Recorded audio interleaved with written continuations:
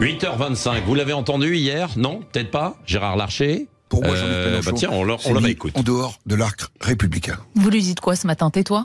Oui, ferme ta gueule. Bon, Elisabeth Lévy, Alexis Poulain, est-ce que vous avez été choqués par, et scotché, j'allais dire, par cette réponse quand même du président du Sénat? Oui, alors écoutez, je trouve que tout d'un coup, si vous voulez, cette levée de bouclier sur l'excellence du français, sur les mots convenables, je trouve ça très surjoué. Ouais. Oui, c'est le président du Sénat, que je sache, on est dans un pays, si vous voulez, ou non, il y a si vous voulez, le français n'est pas la chose qui se porte le mieux du monde. Par ailleurs, justement, ça ne lui est jamais arrivé, c'est quand même la première fois qu'on entend Gérard Larcher, en supposant que ce soit, mettons, que ça a été dans le feu de l'action. Vous pensez que c'est improvisé ou alors la journaliste lui dit qu'est-ce que vous lui dites? Vous lui dites de se taire, donc lui, il faut qu'il monte d'un cran, en fait. Ouais. Donc, bon, bref, quand bien même, si vous voulez, Gérard Larcher aurait cédé à un petit brin de colère ou d'émotion, qu'est-ce que ça prouverait sinon qu'il est humain? Alexis Poulain.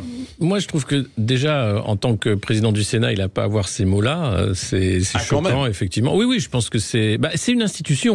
C'est pas seulement un homme politique, c'est une institution, c'est le président du Sénat. Donc, attention au langage. Et puis, derrière, il y a quand même, au-delà du langage, qui est fleuri ou non, l'idée de dire à un responsable politique de l'opposition de se taire.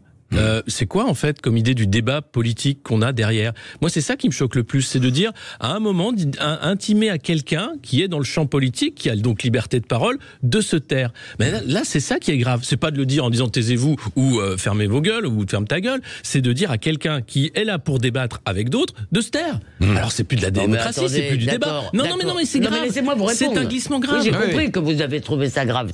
Je trouve que là aussi, on en fait un peu beaucoup parce que je ne crois pas. Si vous voulez que qui que ce soit va faire taire Jean-Luc Mélenchon. Et par ailleurs, il se trouve que c'est absolument le genre de terrorisme que pratique des fois avec une espèce de pression physique Jean-Luc Mélenchon face à des journalistes, il les terrorise. Petite nature. Arrêtez.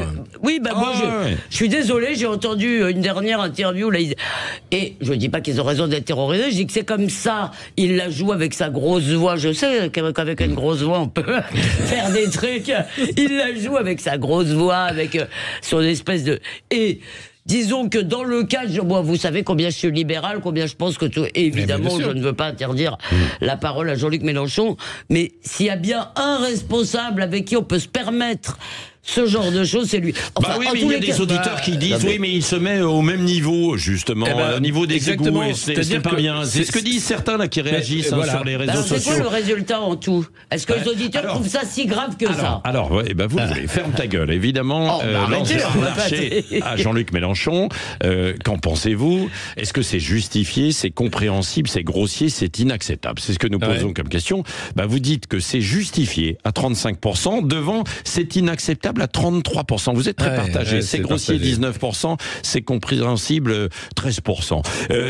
Vous voyez. Et puis il y a Gif qui dit écoutez, c'est les brefs de comptoir. Pendant ce temps-là, finalement, il y a nos agriculteurs qui manifestent. Il y a beaucoup d'autres sujets. C'est vrai. Mais bien sûr, comme par exemple l'aide médicale d'État. Tiens, parlons-en d'une seconde. Vous avez vu, il y a le rapport qui est remis. Stefanini était mon invité tout à l'heure, qui a remis le rapport avec donc l'ancien ministre de la Santé aussi, Claude Évin. Il dit il faut garder cette aide médicale, mais grosso modo il faut l'adapter. Elisabeth Lévy. Alors c'est marrant parce que chacun entend ce qu'il veut entendre. Peut-être. Moi j'ai quand même entendu par rapport à la rumeur, si vous voulez, qui avait plané sur ce rapport, j'ai quand même entendu quelqu'un de beaucoup plus critique qui dit que oui, il faut la garder pour éviter un afflux sur nos hôpitaux, qu'il faut quand même la supprimer tout de suite. Il a quand même pointé le fait que les gens sous OQTF continuer à y avoir le droit, et il a quand même parlé d'une adaptation, si vous voulez. Alors après, oui, adaptation, c'est bien ça. Mais il dit qu'il ne faut pas aller vers l'aide médicale d'urgence comme certains veulent. Oui, mais c'est un peu des sigles. Il dit parce que sinon, c'est un peu des sigles. Qui va décider d'urgence? Ce qu'il veut, c'est quand même c'est encore les hôpitaux qui sont déjà surchargés, donc c'est bien un problème, c'est vrai. Oui, ce que disait Patrick Stefanini tout à l'heure. En tous les cas, c'était très intéressant de l'entendre sur ce sujet. Bon, eh ben, écoutez, on va entendre tout à l'heure Olivier Marleix probablement sur ce sujet aussi, bien sûr, président du groupe Les Républicains à l'Assemblée nationale, invité de Jean-Jacques Bourdin, bien sûr. Tiens, peut-être qu'il y aura une réaction sur ce qu'on disait tout à l'heure. Est-ce qu'on peut utiliser des termes aussi grossiers ou pas que ferme ta gueule, hein? Ça y est, il l'a redit, c'est pas possible. Il y a une prime au ferme ta gueule, c'est pas possible. Oui, c'est vrai, je l'ai dit au moins 6 fois depuis 8h ce matin. 8h30, passez une bonne journée. N'oubliez pas aussi le grand sapin de Noël, plein de cadeaux toute la journée sur Sud Radio.